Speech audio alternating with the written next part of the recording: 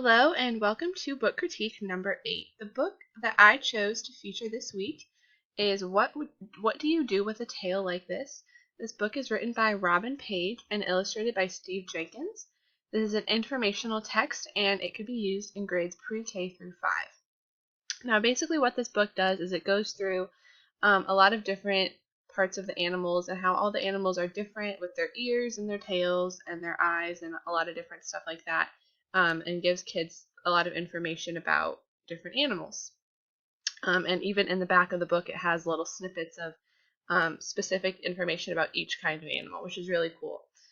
So I chose 2 activities to do for this book. The first one is a science activity, and I would love to take my kids on a field trip to the zoo, but sometimes that's not possible. So I found on the San Diego Zoo website, I would kind of have my kids do a virtual field trip there. So they would take the time to explore the website, looking at each animal. And this website's actually really cool. They have a lot of really awesome tools that the students can use. So they can learn about the animals. There's different fun games they could play. There's activities we could do as a class, which are fun. And then there's also they can see live videos of the animals at the zoo, and then they can look at the different jobs at the zoo. So what I would have them do for the science part of the activity is to look at specifically the animals section, and they would look at all of them, as many as they can, in like the designated time that I would give them, and then they would select their favorite animals. So we'll see, I'll go to mammals, and I will select the elephant, but it's kind of far down in here, so I might not be able to find it right away.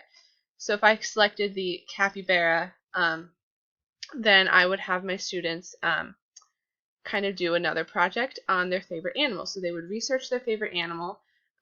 Most of the information they should be able to find on the front page of the website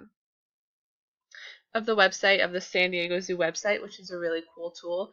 And then if they want to find any more information, they can, but this information should suffice. And then they're going to create it, post all of their information onto this SpaceStack website.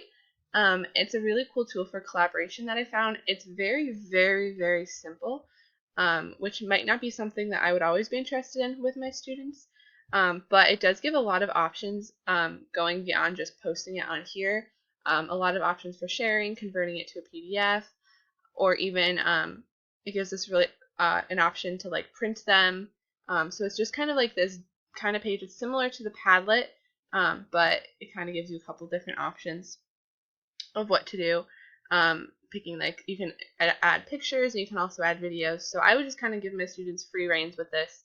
As long as they're posting between 3 and 5 facts, that would be perfect, and then add some pictures, and if they can find a video to add too.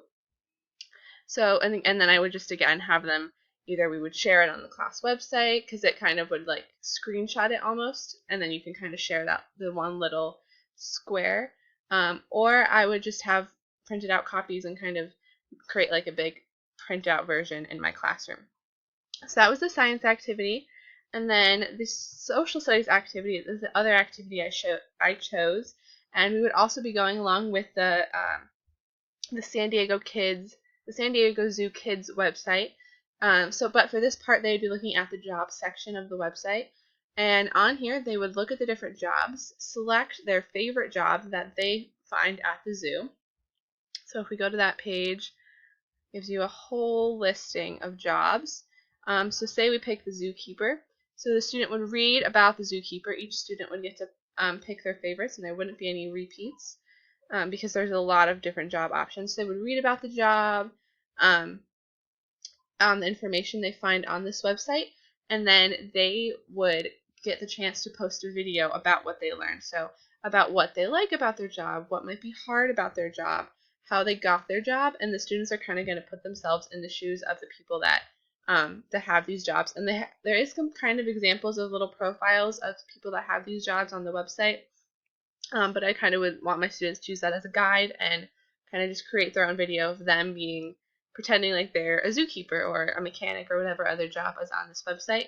And then we would post it on, they would take the video and then they would post it onto Seesaw, the class Seesaw page, just to share it with the classroom. And then the other 4 books that I read this week Locomotive is an informational text, really cool about like trains and this transcontinental railroad, which is a really interesting topic. Mirette on the High Wire is a story about Mirette who really wants to kind of learn how to use the tightrope and the challenges that she faces with that. So that's a really good book. A Ball for Daisy is a wordless picture book, but it is really I've been reluctant to read this one, but it actually has a lot of very good themes for the students and takeaway points and kind of morals for the students, which is really good. And the last book that I read this week was Interrupting Chicken, which is a hilarious book about a chicken who keeps interrupting his dad um, as he's telling him his bedtime stories. So that's a really funny read, and I would love to use that kind of as like a behavioral book, just to kind of show my students when it's appropriate to be speaking. So those are all the books I read this week. Thank you so much for watching, and have a great day.